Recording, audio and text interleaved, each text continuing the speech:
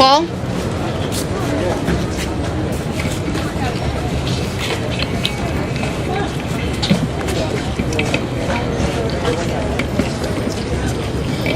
I share one thing with Bradley Manning. I'm a little guy, and they never adjust the microphone for little guys, so I'll be right with you. Or little women either. Or for women, thank you. I'm very happy to be reading my poem on the anniversary of Martin Luther King's I Have a Dream address.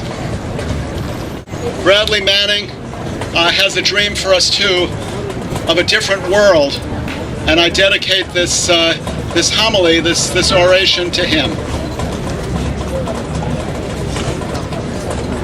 called Let Us Now Praise Bradley Manning.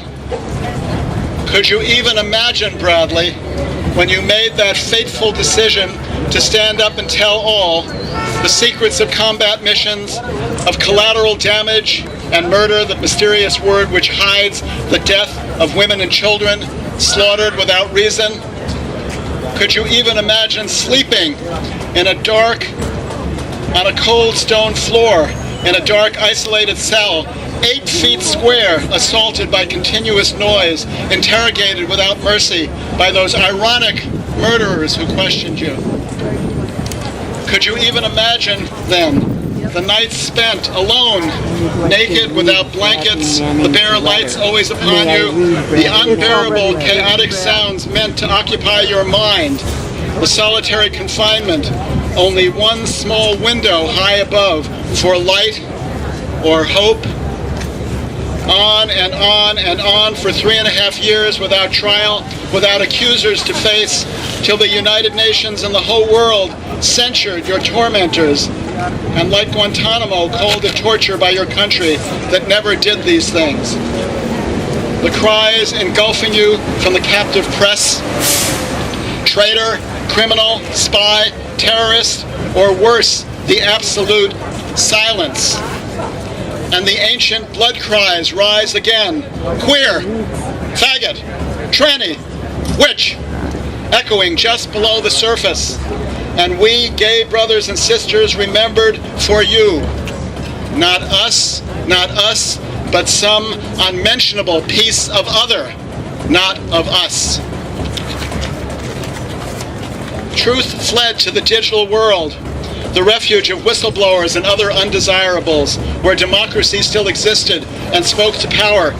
Yet you endured through those 3.5 long years of preventative detention, until finally, this little guy, still fresh-laced and clear, you stood before the court unafraid, lifting your face from beneath your army dress beret to find not a jury of your peers, but only a cold military court of one judge, one harsh code of justice, one more military necessity, an army of one chosen from America's bravest collaborators with crime. Still, you stood brave through all these new indignities, the charges threatening you with life in prison or even death. Now it is over. The dust should clear the lies, but it doesn't. The verdict settles like a dirty stain, sullied by the sanctimonious justice of American exceptionalism. The air around you rushes by, still clear and clean, while the others around you cover themselves in the gore of a war and conquest. How many years before we shall see you again, before you will be allowed to speak freely, to lead us in the paths of righteousness, to help us regain our country of ideals unrealized, betrayed by thieves who came in the night and took it from us? And your courage of resistance leads us to hope that even so, it can be done. Can you even imagine this too, Bradley, for you and for us, and for another day when we will stand proud again with you and celebrate our victory? And oh, how they cheered that day as we passed to review, the Ellsbergs in the lead, 2,000 strong at the Gay Pride Parade. Relegated to the rear by the ignorant, sleeping pride committees, shorn of your martial honor.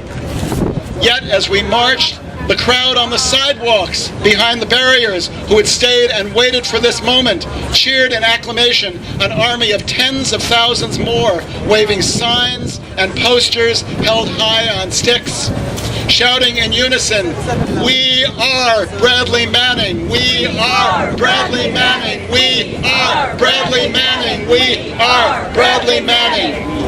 That day, unity was everywhere. Civil rights, women's lib, La Raza, joining you in solidarity. I wish you could have been there to hear them. A no longer silent gay majority, its numbers swelled by allies from every corner of the righteous movement. El Pueblo Unido, you had united all in a cry for justice.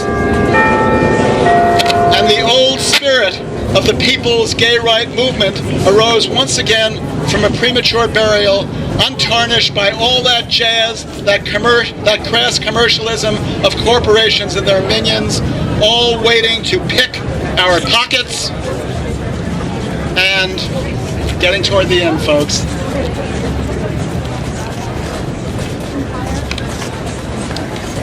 We too marched, raising flags and signs, affirming life with every step and you with every cry, speaking to you and all others of another world, not one ruled by power and money, full of truth and justice. Thank you.